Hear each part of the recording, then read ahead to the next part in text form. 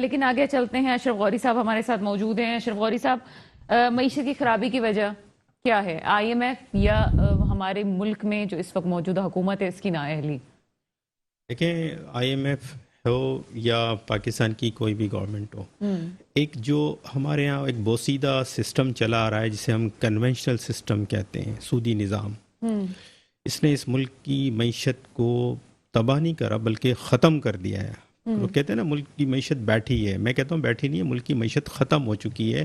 ابھی $3 ارب جو سعودی عرب نے فنڈ دیا ہے، یہ ان کا احسان ہے کہ آپ کے اکاؤنٹ میں کرنٹ جو اکاؤنٹ ہے وہ ڈیفیسٹ ہو چکا، آپ کے پاس امپورٹ کے لیے پیسے نہیں ہیں، جو گورنمنٹ سرکاری ادارے ہیں ان کے لیے پیسے نہیں ہیں.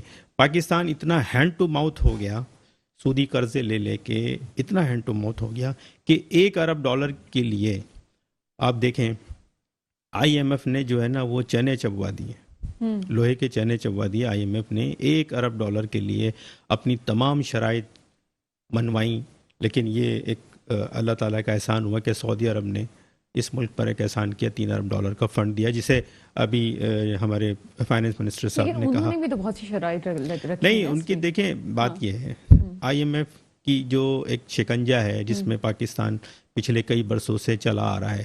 اگر ہم 15 سال 16 سال پہلے جائیں، غالباً مشرف صاحب کی گورنمنٹ تھی اور شوکت عزیز صاحب اس وقت پرائم منسٹر تھے جو ماہر معاشیات مانے جاتے تھے.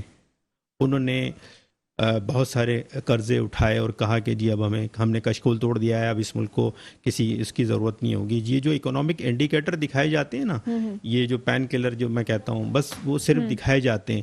اگر سارے آج بھی کہتے ہیں کہ سارے اعداد شمار بہت اچھے ہیں، مہنگائی کنٹرول ہو جائے گی. آپ مجھے ایک بات بتائیں، 16,000 ارب 2018 میں، مجھے ایک بات بتائیں، آپ تنقید سے ہٹ کے اگر ہم بات کریں، اگر ہم قرضہ نہیں لیتے تو کیا آپشن تھا ہمارے پاس؟ دیکھیں قرضہ نہیں لیتے، یہی دعویٰ تھا نا خان صاحب کا کہ اس ملک دعویٰ بھی چھوڑ دیں اس کا. خان صاحب تو خود کہہ رہے ہیں کہ مجھے نہیں پتا تھا، جیسے ابھی ساجد نے کہا کہ آٹا دال کا بھاؤ ہی نہیں پتا تھا. ٹھیک ہے، نہیں پتا تھا، آئیڈیالزم میں پڑ گئے. آپ مجھے یہ بتائیں کہ اگر اس وقت نہ لیتے ہیں، کیونکہ آپ ایکسپرٹ ہیں، آف کورس اس کے دیکھیں بہت سارے سولوشن ہیں، لیکن المیہ یہ ہے کہ ترجیحات ہی نہیں ہے. کبھی اسلامک موڈ آف فائنینسنگ کی بات ہی نہیں کرتے، اس سے ہٹتے ہی نہیں ہیں. جب آپ کہتے ہیں کہ جی ہم اللہ سے مدد مانگتے ہیں اور اللہ کی عبادت کرتے ہیں، تو پھر آپ اللہ سے جنگ کیوں کرتے ہیں؟ سود لے کے آپ اس سسٹم سے ہٹ کیوں نہیں رہے؟ جب آپ کو پتا ہے کہ 250 ارب کے قرضے ہیں. جب آپ آئے تھے اس وقت 16,000 ارب روپے کا اس ملک پہ قرضہ تھا، آج 50,000 ارب روپے کا قرضہ ہے. وہ کیوں ہوا؟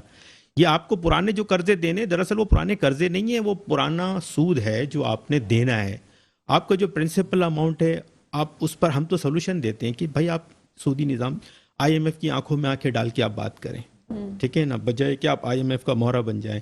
آپ ان کی تمام شرائط مان رہے ہیں، آپ ان کے ساتھ پارٹنرشپ پہ بات کریں، جوائنٹ پارٹنرشپ پہ بات کریں، ایسٹ بیس فائنینسنگ پہ بات کریں، انڈر لائن ایسٹس پہ بات کریں. یہ ہے اسلامک موڈ آف فائنینس کہ ہم نہیں دے سکتے.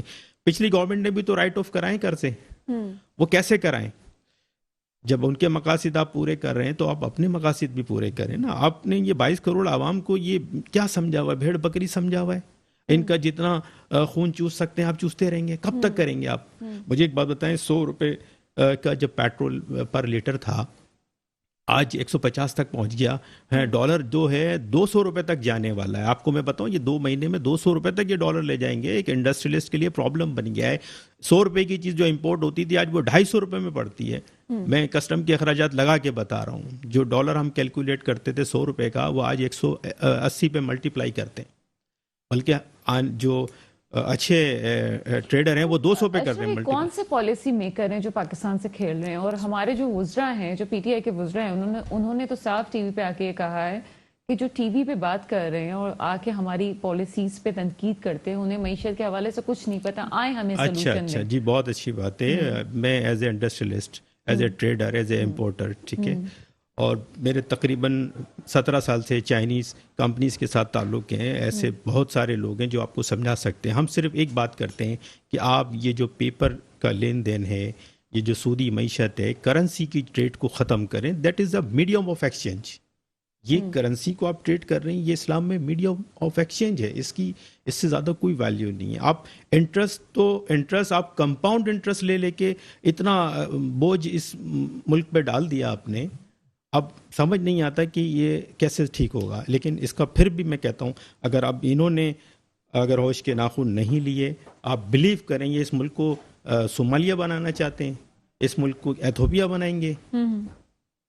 کتنا آپ 20,000 روپے جو ہے آپ نے اناؤنس کیا کہ ایک مزدور کی ویجز ہونی چاہیے, آپ نے 20,000 کر دی تو وہ 150 روپے کا پیٹرول بائک میں ڈالتا ہے, 200 روپے کا پیٹرول اپنی جاب پر جاتا ہے اور اپنے گھر آتا ہے, تو آپ کو پتہ ہے یہ 9,000 روپے کا تو اس کا پیٹرول ہو گیا. مقام ہے ایک وزیر آ کے جب ٹی وی پہ یہ کہتا ہے کہ میری تنخواہ 2.5 لاکھ روپے ہے, لیکن حقیقت یہ ہے کہ اس 2.5 لاکھ کے پیچھے گورنمنٹ اس ایک وزیر کو 40 لاکھ روپے دیتی ہے. ان کو کیا پتا کہ 20,000 روپے میں کس طرح سے گزارا ہوتا ہے. ایک چھوٹا سا بریک ہے, بریک کے بعد آپ سے اسی ٹاپک پہ بات کریں گے.